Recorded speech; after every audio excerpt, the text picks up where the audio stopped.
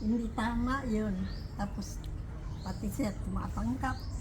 So, ibig sabihin, babae dapat ang tumanggi. Oo.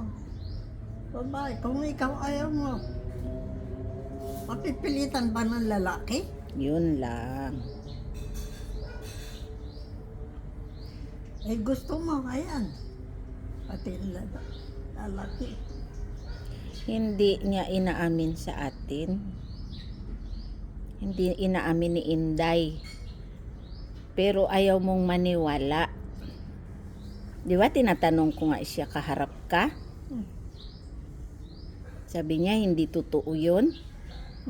Hmm. Pero magaling ka talaga mag-observe. Totoo pala na yung nakikita mo. Kaya pala gabi na siya pumasok ng kwarto sa'yo? Naantay mo? Oh. Parati yun?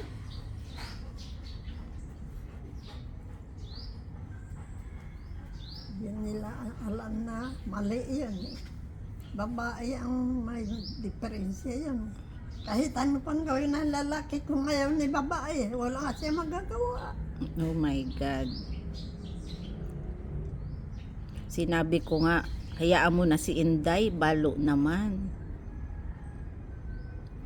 O sabi mo, sige, okay na. Yun pala, ang problema, si Inoy. May sabit. Ay ta. Problema talaga.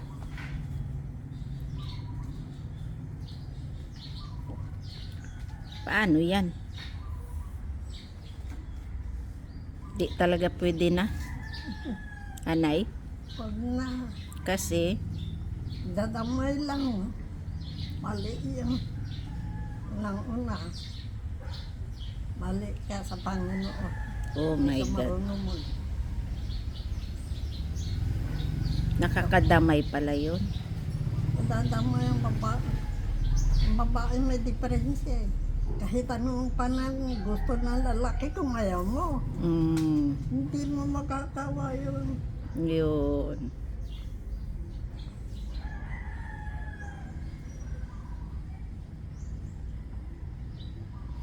Kailangan ko pa bang sabihan si Inday?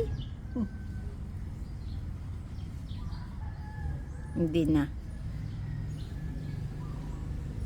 Hindi na makikinig yun, di ba? Eh, gusto niya dun eh. Yun.